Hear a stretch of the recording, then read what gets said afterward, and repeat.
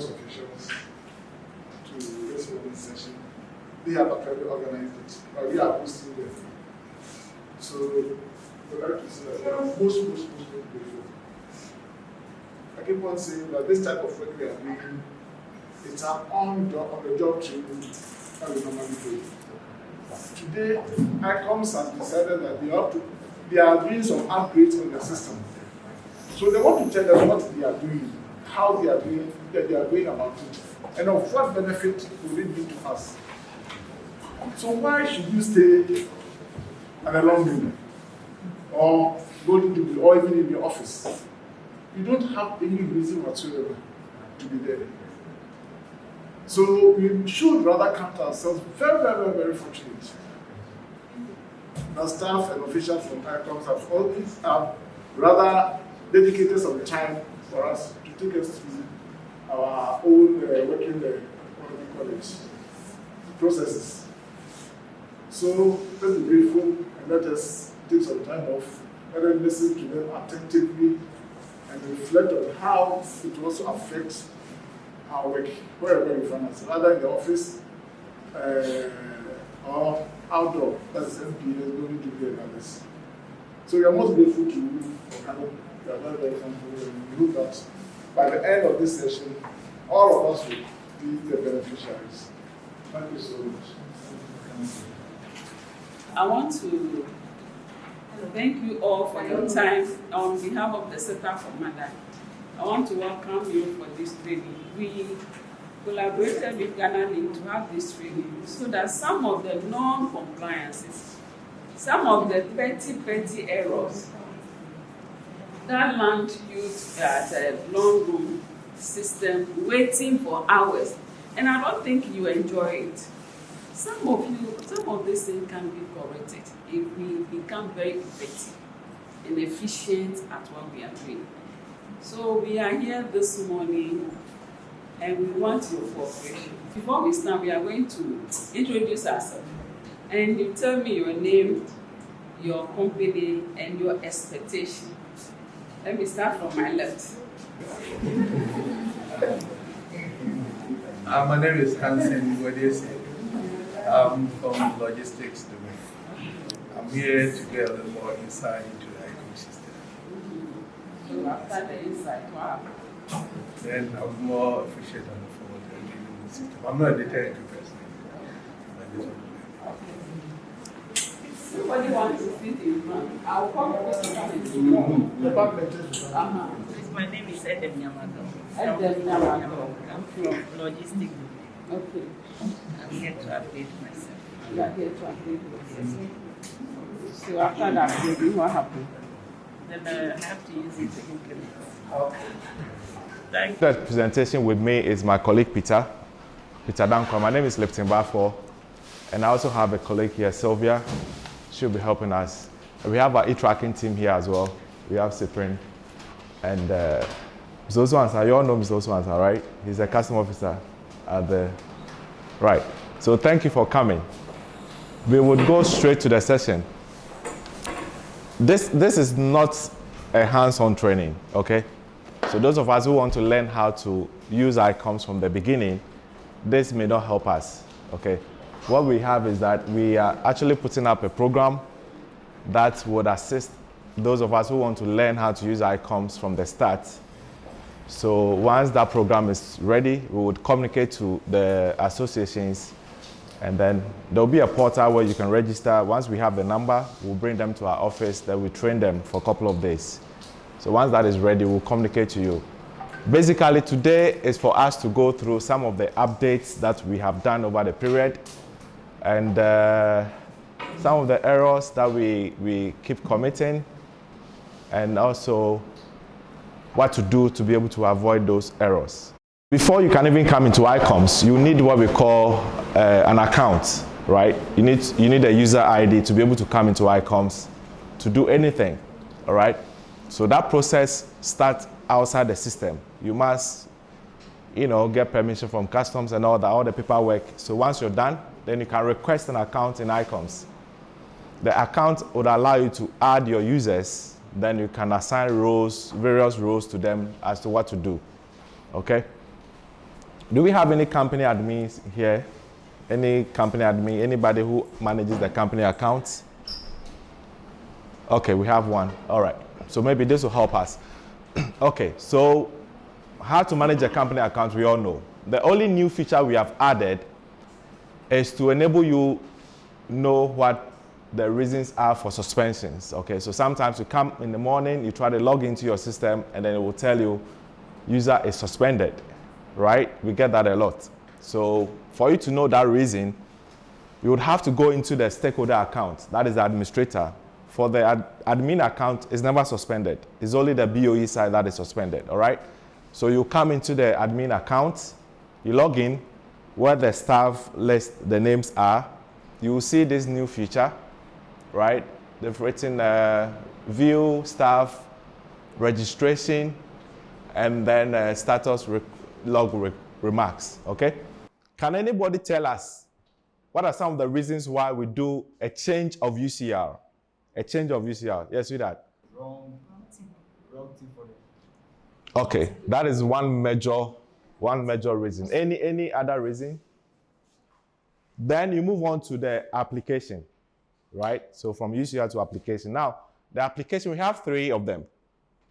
We have the preparation application. Let's go back to preparation. We have the master, and we have the consignment application. Ideally, we recommend that you use the preparation application. New MDA that you want to do, you select the application, then the process. Now, this is where the trick is. Instead of using the crates, you use the copy. Okay? It is important. You use the copy.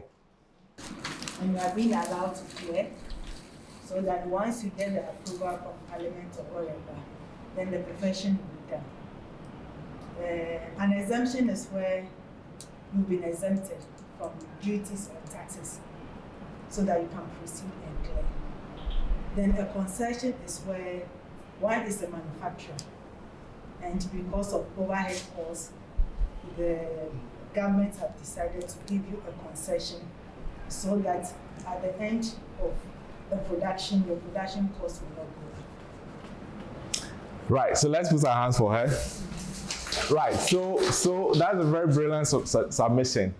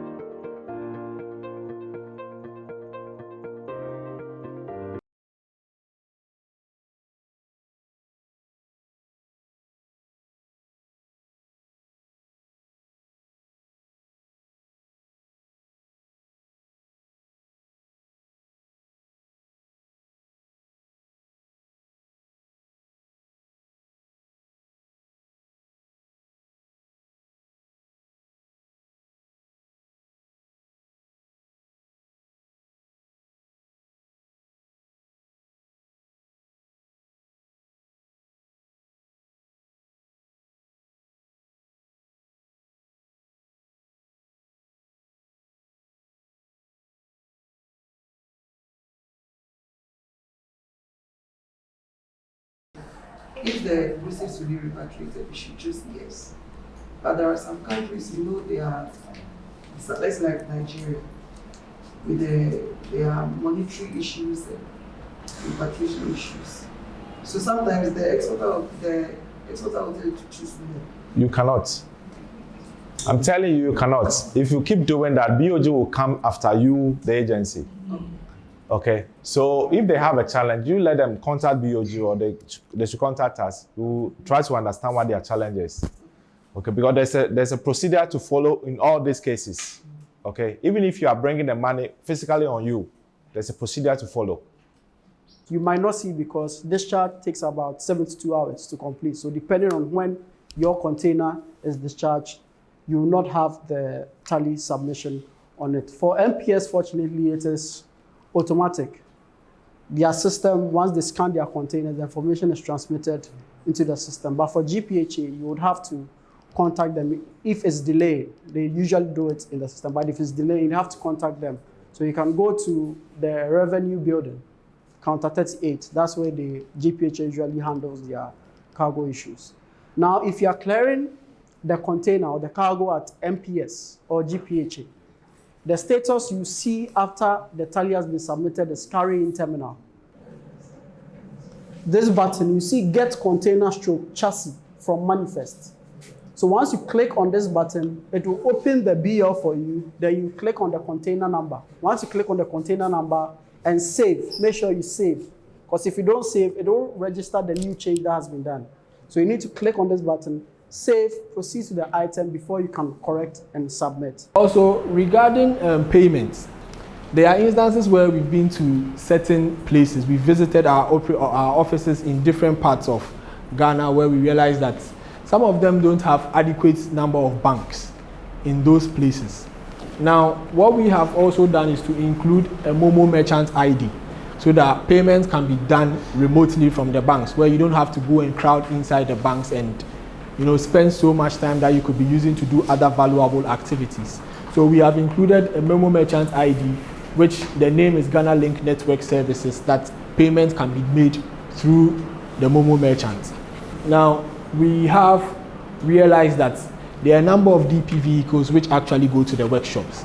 Now, unfortunately, when they are going to the workshop, we can actually track, see they are going to the workshop, A, B, C, D, we can do all that tracking. But it seems as though these DP vehicles are spending too long at the workshops. I understand that, well, for these mechanical problems, they are sometimes unpredictable, but it would be advisable that once these transactions or these DP cars are going to the workshops, the customs is also notified through the workshop manager so that we can also be notified that indeed this car has actually been to the workshop. Otherwise, if it's staying at the workshop beyond the travel time, then we know that there is something actually fishy might be going on. You contact workshop customs, let them know that this is the situation. Then they also further minute it into the Icums internal system, which we can all view as long as we have access to your BOE number. Now, the second is the failure of the use of the Icum platform to change routes and change track, change of track application and change of route application. Now, this one is something that we are trying to engage customs so that we can effectively use the system. Now, we also have situations where transit vehicles or vehicles that have been tagged with the e-tracking devices are parked on the road for a very long time, which I have actually touched on. Essentially, when the device is damaged and we investigate and we realize that it was something that could have been prevented and it has been damaged in a way that could have been prevented, we actually raise invoices to the agencies that came for the devices to pay for them. Now, one device is 1,000 cedi, a fee of 1,000 cedi is raised through the invoice and sent to the agencies so they pay for it. Also, when the cables are damaged, the cables, a fee of 500 cedis for the cables is also raised so the cables can be paid for. Essentially, what we have also put in place to control these DP cars to make sure that not only the DP cars but the transit as well, to make sure that they are reaching the border points in the expected travel time, is to slap a fee of 15 cedis per day. That is when you go beyond the 10 days where you have rented the devices. So that is essentially, briefly, everything that has to do with the e-tracking. So if you have any questions, I am available to answer them. I believe we've learned a thing or two, and going forward, our work is when we are back to our offices, our colleagues who were not able to join us, let's share the information with them. And like you mentioned, it's very important that we try to be compliant.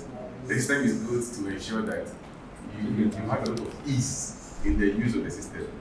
But where you consider that as a flaw, and therefore you want to, go around the system, build the system. The good thing with Icums is that every transaction you perform, there is a log. Who did the transaction, what time, what was done, and this is periodically reviewed. So it's just a matter of time, and it will be noticed. And then you realize that the ease you are having, they will have to be putting measures to ensure that you are no longer, it makes the whole process, cumbersome. We want it to be very smooth. So let's try our best to be compliant. And then we are 2 years since the deployment of Icums, and I think we deserve a round of applause.